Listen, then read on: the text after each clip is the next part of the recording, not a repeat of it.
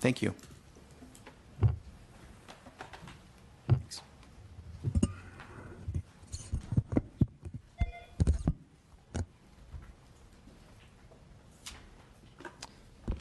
Okay. Thank you, Mr. Chair. Brian Euler from the Legislative Analyst's Office. Over the last year, our office has produced two reports on the state's housing challenges, which I hope you now should have in front of you, and I'll be referring to a few of the figures in there in my presentation. And the general theme of these reports has been that California has a significant housing shortage, and that the consequences of this shortage are far-reaching and detrimental for many Californians as well as many households who wish to live in California and can't simply due to a lack of housing. I think the most straightforward and obvious consequence of the state's housing shortage is the state's challenges with housing affordability. Most Californians now spend a greater share of their income on housing than their counterparts in the rest of the country, and this problem is particularly acute for low-income Californians. California now has about 1.5 million low-income households in California spend more than 50% of their income each month on housing. The consequences of the shortage aren't limited, though, only to affordability. We find that Californians, due to the shortage, are more likely to commute longer distances, more likely to live in overcrowded housing, to delay or forego homeownership, and also the fact that many households wish to live in California and contribute to the state's economy but cannot because of the lack of housing, also places a drag on the state's economic productivity and growth. So I think to just point at a couple just pieces of evidence of the state's housing shortage and sort of the magnitude and its link to the state's high housing costs, if I could sort of direct your attention to page 11 of our California High Housing Cost Report, particularly Figure 5, which shows growth in housing units in major metropolitan areas, both in California and the rest of the country. The first takeaway from this is that it appears that much of what's driving California's broader housing shortage actually appears to be a lack of building in the state's coastal urban areas. We can see that the state's coastal metropolitan areas build less housing than metros throughout the country, as well as metro areas in inland California. And this wasn't always the case. In the earlier part, in the mid-20th century, coastal communities in California actually built quite a bit more housing than metro areas in the rest of the country. But this trend started to reverse around the 1970s, and we see a significant decline in housing production around that time. And around the same time is when we see, if you actually flip back to page 9 and we look at Figure 3, we see that home prices in California around the 1970s started to significantly diverge from the rest of the country, whereas they've always been a little bit higher than the rest of the country, and that was true for much of the 20th century. Around the 1970s, we started to see significant divergence, and now housing prices are now 2.5 times in California what they are in the nation as a whole. And this link and timing between declining production and rising housing costs could potentially be coincidental, but looking at trends more broadly throughout the country, we think that this probably isn't the case. If we look at, for example, urban counties throughout the entire country, those that built the median house price in those counties that built the least housing between 1980 and 2010 were more than $100,000 higher than the counties that built the most housing during the same time period. And this link we find doesn't appear to be limited just to the broader housing market, but also we also find this for housing costs paid particularly by low-income households. So if I could ask you to turn to page 9 in our second report, the Perspectives Report, and direct your attention to Figure 2, which compares the growth in rental costs between California's relatively slow-growing coastal counties and the fastest-growing urban counties throughout the rest of the country. And we see that over the last 3 decades, California's coastal counties added about 1/3 the amount of housing as these fast-growing urban counties in the rest of the country. And over that same time period, rents paid by low-income households in the California's coastal counties grew 3 times faster than rents paid by low-income households in the fast-growing counties throughout the country. And as a result now, a typical low-income household in California's coastal urban counties spends about 54% of their income on housing compared to 43% in the fast-growing counties. And this difference is equivalent to about a household's total expenditures on transportation costs. So I think these observations taken together, along with some of the other observations that we present in both of these reports, suggest to us that addressing the state's housing affordability challenges necessitates a significant increase in housing production throughout California. And I think there's certainly a place in that discussion for the legislature to consider what role existing programs that subsidize the construction of affordable housing for low-income households should play in increasing the housing production, particularly in coastal areas. But I wanted to give a couple of sort of thoughts about what role those programs should play, and particularly to give a couple of comments about the issues that you've been questioning about, sort of the per unit cost of these things and what is the cost of the state. And I think that this is a somewhat difficult question to get at. In part, it's because the answer is that it depends. And it depends in part because of this leveraging issue. So there's certainly, I think, in short, sort of to sum it up, essentially, the state's per unit cost of subsidizing an affordable unit is lower when you're building a small amount of units than it would be if you were talking about, say, trying to address the entire scale of the state's need for affordable housing units. And the reason is that there are some opportunities on the first marginal units to draw down additional federal funds and perhaps to significantly increase relative to current levels how much we're building in terms of affordable units. But relative to the scale of the need, the amount of federal funding that could be leveraged probably doesn't get you very far in terms of satisfying that full amount. And so when you talk about trying to, in a hypothetical scenario of trying to, well, what would it take for sort of a per unit cost for the state to build that amount, I think that number becomes higher because you're unable at that point to be leveraging on other levels of government, both local and federal, and much more of the cost falls on the state. The second comment I wanted to make was essentially about the matter of the scale of the problem. As I mentioned, and I believe Matt will mention as well, that there's over 1.5 million low-income households currently in California that are rent burdened, that spend more than half of their income on housing. And if the state were to say triple its current production levels of affordable housing and do that sustained for the next 10 years, it's likely we would still see well over 1 million of those households continuing, at the end of that period, continuing to live in market rate housing and probably likely continuing to struggle with their rent costs. Now, that isn't to say that along the way there wouldn't be a lot of households helped and that many could potentially benefit from the expansion of those programs, but there would still be a large population of low-income households who would still be struggling. And because of this, we sort of suggest caution about an approach that focuses sort of on trying to address the broader problem of low-income affordability by focusing only on expansion of existing affordable housing programs. Instead, we think that we would suggest that the legislature sort of treat these programs as part of a sort of a broader approach that looks to spur additional market rate construction through broader reforms in land use, local finance, and environmental review policies. So I think just to touch quickly on sort of some of the ideas on what are some options for the legislature in terms of spurring that broader market rate production. I think it helps to start by looking at sort of what we see as the primary barriers or the primary cause of the state's existing housing shortage.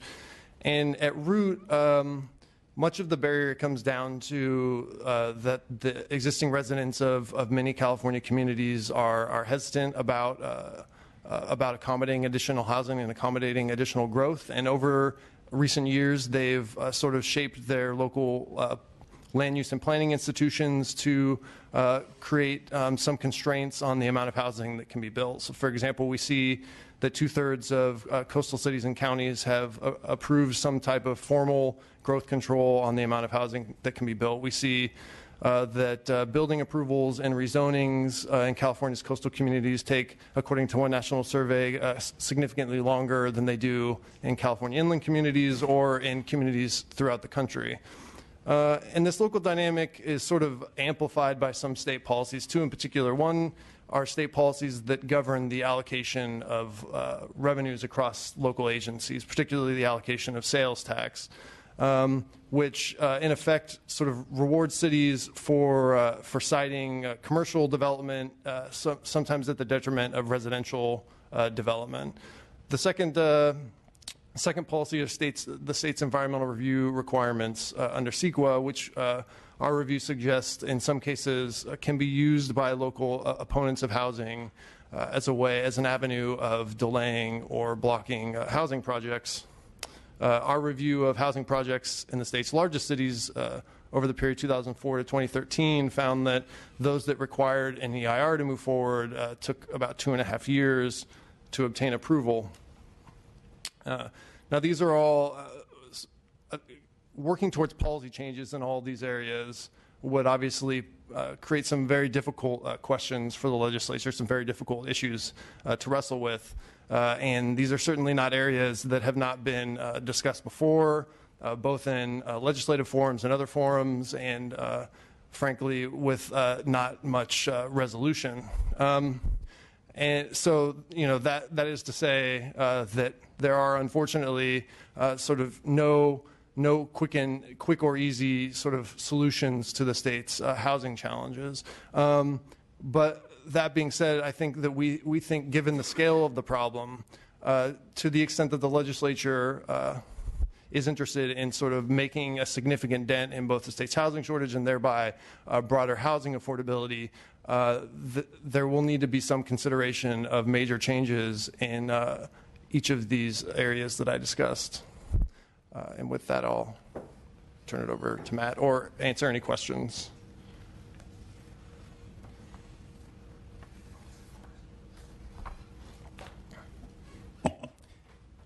Thank you, Mr. Chair. Mr. Chair is kind enough to allow me to ask a quick question because I have to depart.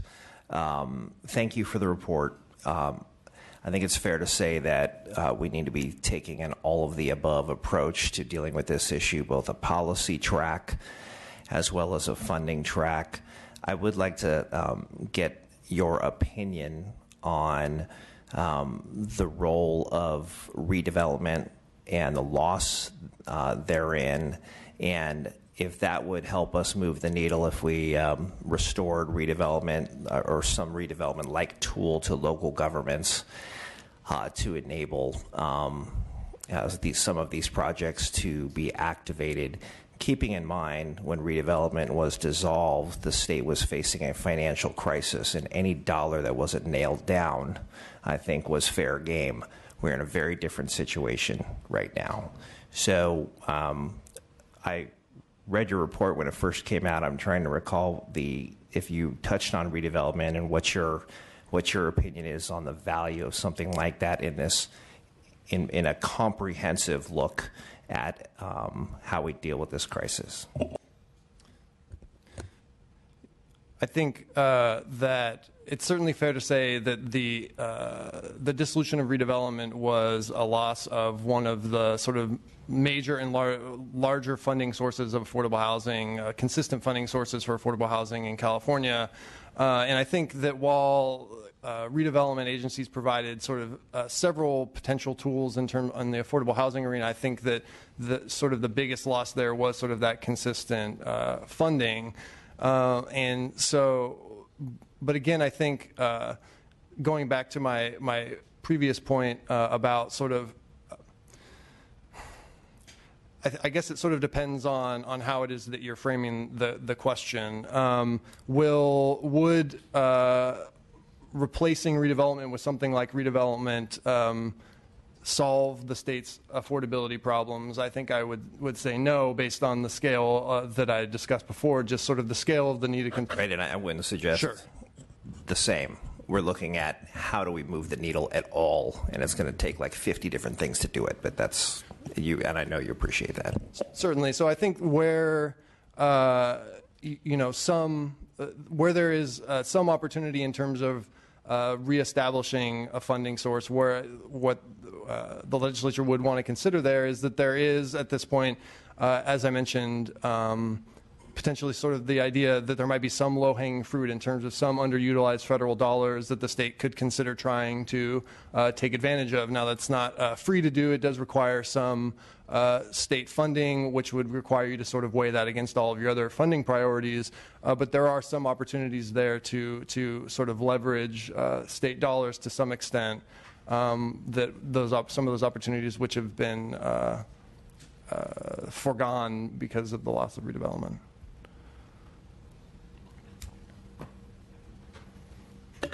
Thank you.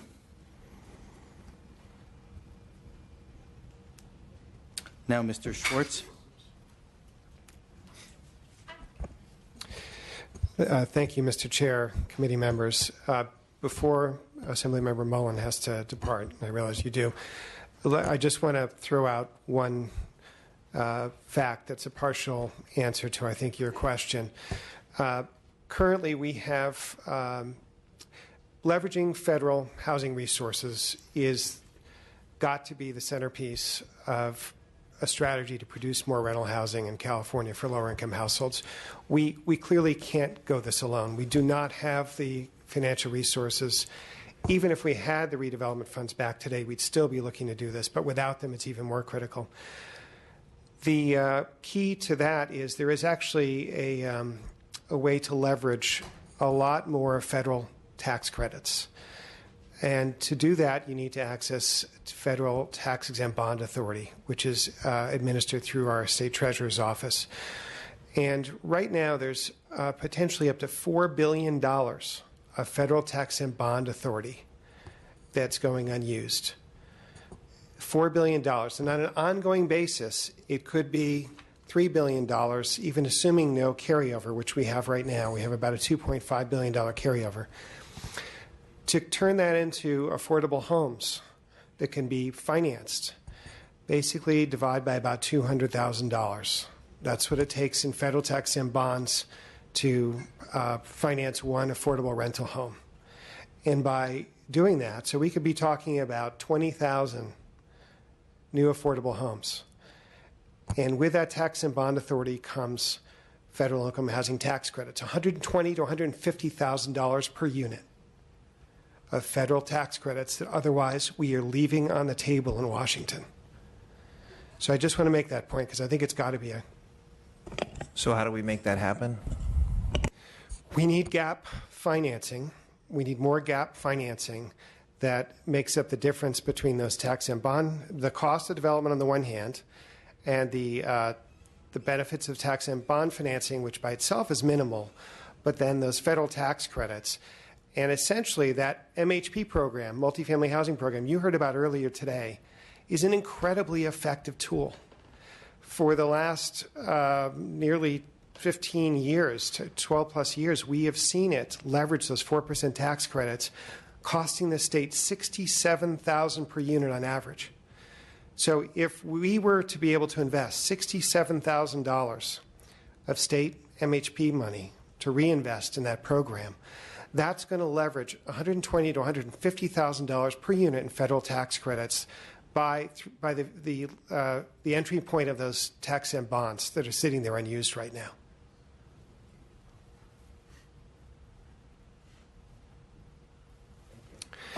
So to just back up quickly, I think this is going to work. I am going to go really fast through some slides. I want to start by saying that I think there's been a lot of discourse outside the Capitol building about some of Brian's and the LAO's findings and whether they contradict or are consistent with some of the other studies. I want to say what Brian just presented, my agency, which does a lot of policy analysis, agrees with 90%, maybe even 95% of what Brian just presented. So we agree on the problem definition to a large extent, which I'm going to show you visually here. We partly agree on the causes of why we are where we are today, and I'm going to try to come back to that. Specifically, why in the 70s did California start diverging from the rest of the country? What actually happened in the 1970s that fundamentally changed our economics, so we're not like other states? And we could point to a couple things, but one of them was Proposition 13. Proposition 13 totally shifted the burden of the cost of all kinds of public infrastructure away from state government to private development. Actually, the local government, which then shifted it to private development. So as a result, we have huge impact fees and huge costs and huge barriers to entry in this market that didn't exist before then. So I just want to say California made a policy choice that had a fundamental effect on the market. So now I'm going to back up and just remind you quickly that this body created the California Housing Partnership in 1988, that the Speaker appoints one of our board members, the pro tem, and the rest by the governor, and that in addition to having policy and analysis expertise, we're actually pretty much in the trenches working with the developers across the state. We've helped them leverage $8 billion to create 30,000 affordable rental homes. So we actually are in the thick of the financing. And I think that's critical in any policy solutions, is to understand when you pull a lever, how does it actually work in development? So who's being left out of the rental market? I think this is behind some of Brian's comments, but I wanted you to see this visual here. From 2005 to 2014, we had a dramatic change in the number of owner households on the top, actually a slight decrease in those, but a dramatic increase in the number of renter households on the bottom. Renter households increased from about 5 million to almost 6 million during that 10-year time period. And you can see where it particularly spikes is that period right during the triggered by the housing finance crisis, the market collapse. So what we had happening was, excuse me, we had many people living in single-family homes who were pushed out of those homes and into the rental market. I'm giving you the overly simplistic version here just for the sake of time. But that put tremendous pressure on our state's rental housing market. And I'm going to agree with my colleague Brian here again that we didn't have enough production to make up for that almost overnight increase in demand. And before I get there, though, let me just show you the other trend that was happening at the same time here was a dramatic increase in rents due to this shortage of supply and decreases and stagnations in median renter income. Not the average, but the median, affecting the people at the bottom in the service jobs primarily. So here's a look at production. Particularly the dark blue is multifamily permits, and this comes courtesy of my colleagues Carol Galante at the UC Berkeley Turner Center and her colleague Jed Kolko. But you can see that after the housing market crash, 2007, 2008, production went down generally in housing, and specifically in multifamily housing. But I do want to note that multifamily housing was never a huge portion of the overall housing production. Not never, certainly since 2000. And if you just look at the blue to blue, compare 2000 and 2014, where multifamily permits are now pretty much back where they were in 2000. What's dramatically changed is single family, and that's in large part because the demand has shifted to multifamily. So building the same amount of multifamily is no longer, it wasn't enough in 2000. It's definitely not enough now because we have so many more renters in the market. So the result of those trends is more than 1.5 million severely rent-burdened households. And I want to, this is really critical. People think it's just in the coastal areas. It's not. It's actually hitting every single county in the state. And I'll show you a couple of examples in a moment. But this shortfall is statewide. It is worse in the coastal areas, in the cities, but it is not unique there. So here's a quick picture. Los Angeles County is the epicenter in many ways of the crisis. It's our biggest county. We have more workers. We have more people in housing. And here, if you look at preschool teachers, earning a little over $16 an hour. The asking rent as of last year was over $2,000 for an apartment. To afford that, a preschool teacher would have to work 96 hours in a week, which is, I think, virtually inhuman, not possible humanly for an extended period of time. And you can see the other job categories, including some that are worse off. Let's shift to San Diego County. You can see, again, preschool teachers, a slightly lower cost market, but they still have to work almost 2 full-time jobs to afford the asking rent of $1,689. In Santa Clara County, going to the Bay Area, those preschool teachers would have to work over 108 hours to afford the asking rent of $2,500. In Contra Costa, similar to the San Diego figure, 78 hours for preschool teachers. But let's look at Kern County. We don't usually call Kern County a coastal county or an epicenter of urban growth or technology or anything, but here in Kern County, look at those farm workers. 80 hours a week is what's required at their mean hourly wages. And childcare workers aren't much better off, and waiters and waitresses either. San Bernardino County, the Inland Empire, is also hard hit. You can see childcare workers, again, over 80 hours. So my point is this is all over the state. How did we get this bad? Because it wasn't everywhere in the state, as I think Brian gave you a bit of a historical overview. So you know this picture, and this is what Assemblymember Mullen just asked about. The impact of redevelopment elimination in 2012 was huge. You can see that top line in the table at the bottom, going from over $1.1 billion a year in 2008, 2009, just for affordable housing. That's not the rest of redevelopment, down to zero in 2014, 2015.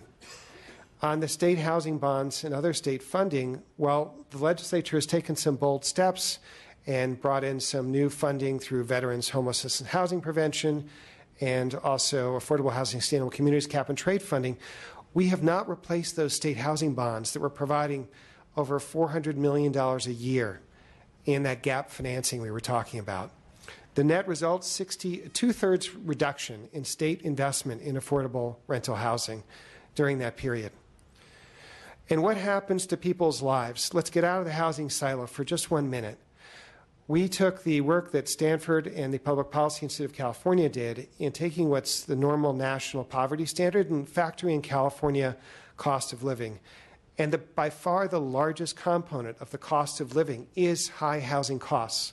And when you factor those in, look what happens to the poverty rates in our 10 counties with the largest populations. And you can see them jumping up dramatically in all but, well, a couple of cases they barely move, and one they go down. But take a look at Los Angeles County, an increase from 18% to almost 26% poverty rate. Orange County, 12.6% to 21.8%. Santa Clara County, 10% to 18%. Almost every county. So the point here is poverty is going up because of housing costs.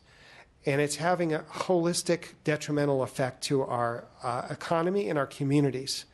The last bullet on the left, almost 1/4 of California children are now living in poverty when you factor in high housing costs. And again, the housing cost component is what I'm drawing your attention to. Another way to look at this is the household with the lowest 25% of incomes, the poorest quartile, are spending two-thirds of their incomes just on housing costs. What's left over? What kind of impacts is this having? So you asked me to talk about some solutions. I gave you a quick preview before Assemblymember Mullen left earlier, but I want to come back to this. First, I want to agree with my colleague Brian. We cannot, in the short term at least, we cannot just ask the legislature and the governor to finance our way out of this by just subsidizing production. We won't get there, certainly not overnight on that, but we can make a large dent. And if there are policies that the legislature can embrace that streamline environmental quality, clearance, and local controls, that could also help a little bit. But it won't help us reach the lowest income households. And I just want to make this point. In one of the LA reports, they acknowledged that even if you take those high growth practices from the non-coastal areas and some of them from other states, and you would apply them to some of our high coastal areas, you might see as much as a 10% reduction in rents. That will be helpful. Brian and I totally agree on that. Will ease some of the burden. But that will never help house affordably those folks at 30% of median or 50% of median whose salaries we looked at. Not in most of the state. It'll help for some of the moderate middle-income households. Could help a lot. We support anything you can do with that. But in terms of what the state can do to reinvest, here's some thoughts. First, you've heard about this multifamily housing program. I think you heard from Ben Metcalf.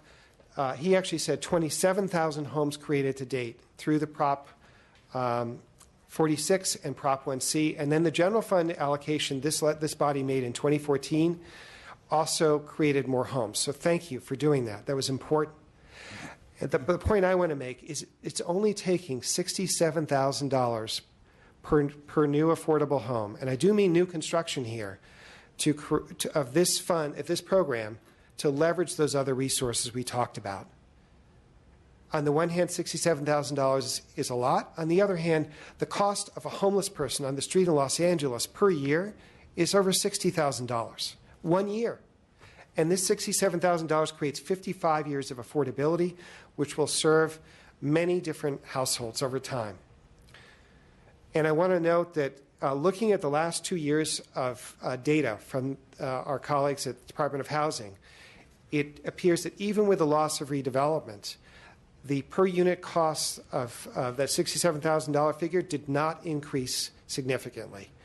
So there is hope that we could keep something close to that figure. We are getting better and smarter at leveraging these funds, even though costs are going up. So the key, as I mentioned earlier, is we need to leverage these federal 4% tax credits that are being left on the table by a state that pays more in taxes than we get back from the federal government. If we did that successfully, if we took that tax and bond authority that's not being used, and we leveraged those federal credits, we could increase production by 200% or more. That might get us to 20 to 30,000 deeply targeted affordable units a year. My colleague Brian says that won't get us to close the 1.5 million affordable home shortfall. I agree with him. Certainly not in the next few years, not even in 10 years. But it will make a significant dent. If we can get our production up another 20,000 units over 10 years, we might be able to house another 250,000 households who are not helped by our market. Even if we do some other things, they can't be helped by this market. That's a huge impact. So that the principles here, maximize the federal funding by investing the state gap funds in the multifamily housing program, $67,000 per unit. And then also, let's give the governor another chance to take a look at the program you all put before him last year, in AB 35, the Tax Credit Expansion Improvement Act. That's another option that you can consider. Both get us to the same point. Both programs create gap financing sources. Short-term solutions. Refund that multifamily housing program. If you could put $1 billion into it, which politically may be very challenging, I realize, that's more 12,000, at least 12,000 more affordable rental homes that we can produce over the next few years. If it's half that amount, you can half the production. Please keep working on improving the state credit program. Not every state has a housing tax credit program. You have created a very important tool here. We can make it better by passing what used to be AB 35, that's now AB 2817, Assemblymember Chu's bill, and also by a complementary measure that's been reintroduced by Senator Bell, which is SB 873, which was also vetoed by the governor even though it cost no money last fall. No money. And would have boosted the yield on these tax credits by 40% for nonprofit sponsors. Finally, I do want to make a pitch. We're talking short-term one-time funds here, but it is important. I was a developer for 8 years in Silicon Valley. I know firsthand what it takes to build housing. And one of the things it takes is you need to know that you have some certainty about what funds are going to be around in the future and the rules of the game. 1 year of funding will help, but 1 year of funding will not build up the capacity to really make a dent in that $1.5 million shortfall, as it would if you could commit to multiple years. And I realize it's a discussion between this body and the governor's office, but we do need a long-term permanent source of revenue so that developers can count on this and they can enter into land purchase contracts and know that there will be funding there that can be leveraged in the future. Thank you. Thank you very much, Mr. Schwartz. Brian, do you have any thoughts you'd like to add to that?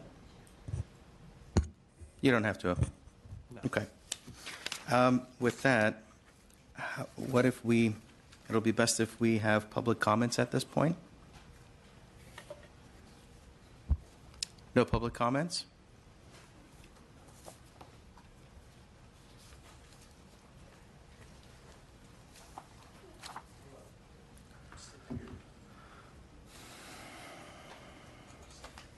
Good afternoon, Mr. Chair. Karen Lang on behalf of the Napa County Board of Supervisors. I realize today is just an overview of generally the housing situation in California relative to the budget, but we did want to encourage the subcommittee to once again take a look at helping to fund the Napa farm worker housing centers, the 3 that are there. You were very helpful last year in getting it into the budget, but unfortunately it fell out at the end.